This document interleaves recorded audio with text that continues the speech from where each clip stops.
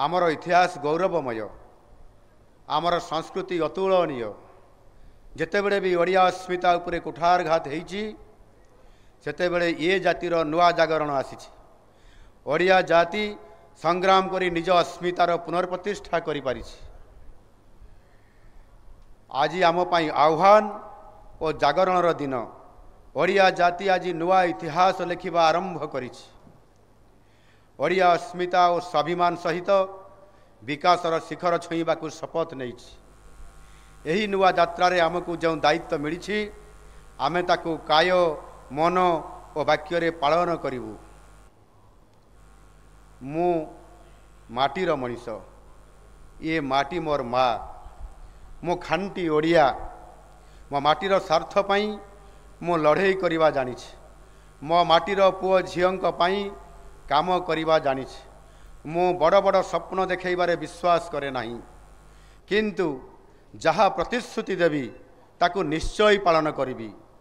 आपणक सरकार आपणकू जो प्रतिश्रुति देइथिले ताकू गोटिए गोटिए करी पालन करी चलीछंती।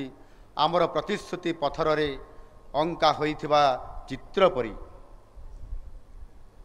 महाप्रभुंक श्रीमंदिर चारिद्वार खोलिबा ठारू आरंभ करी रत्न भंडार खोलिबा, ओडिया अस्मिता पाई पांठी सृष्टि करिबा, ओडिया भाषा रे सरकारी कार्य करिबा पाई प्रशासन को प्रस्तुत करिबा आदि अनेक प्रतिश्रुति आमे प्रथम 60 दिन रे पालन करि सारिछु।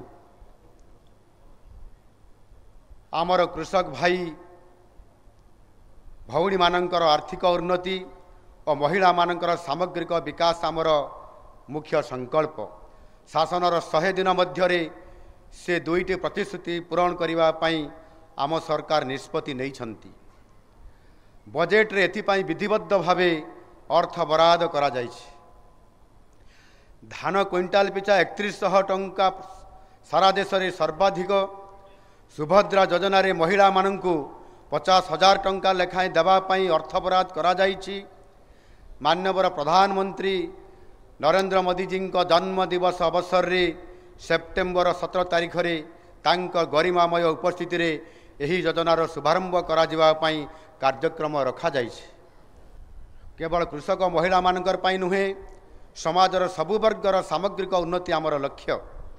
सेथिपाई आदिवासी बहुल जिला मानकर सामूहिक विकास पाई पेशा आईन लागू करिवा पाई आमे पदक्षेप नौछु। तृणमूल स्तर विकासर इंजिन को आगे नवा पाई ग्राम सभा माध्यम रे विभिन्न योजना पाई प्रस्ताव ग्रहण करा जिवो, जहा पंचायत राज व्यवस्था को सशक्त करिवो एवं आगामी दिन में विकसित ओडिशा गठन दिगरे प्रमुख भूमिका ग्रहण करिवो। प्रधानमंत्री नरेंद्र मोदी जी देश पाई सबका साथ, सबका विकास, सबका विश्वास, सबका प्रयासर गुरुमंत्र देइछंती। सही मंत्र रे दीक्षित होई समस्त को सामिल करी ओडिशावासी सेवा करने को आमे प्रतिश्रुतिबद्ध। शिक्षा, स्वास्थ्य, शिल्पायन, निजुक्ति, दक्षता विकास एवं गरीब लोकंकर कल्याण ये सब लक्ष्य पूरण पाई आमे कार्यक्रम आरंभ करिछु। खाली पड़िथिबा 1.5 लाख सरकारी पदवी पूरण करिबा पाई राज्य सरकार पदक्षेप ग्रहण करिसंती। ताहा सहित आगामी 5 वर्ष रे ओडिशार युवक युवती मानंकर निजुक्ति क्षेत्र रे व्यापक सुजोग सृष्टि करा जिवो। राज्य रे स्वास्थ्य सेवा समस्त पाखरे सहज भाव में पहुँचाइबा पाई आयुष्मान भारत योजना सहित राज्य सरकार गोपबंधु जन आरोग्य योजना लागू करिसंती, जोंथिरे कौनसी योग्य व्यक्ति उत्तम स्वास्थ्य सेवारू वंचित हेबे नाही। आमर विकासर रास्तार आमे 3टी बड़ माइल खुंट धार्य करिछु। 2029, 2036 और 2047। माननीय प्रधानमंत्री 2047 सुधा भारत को विकसित भारत करिया पाई लक्ष्य रखिछंती।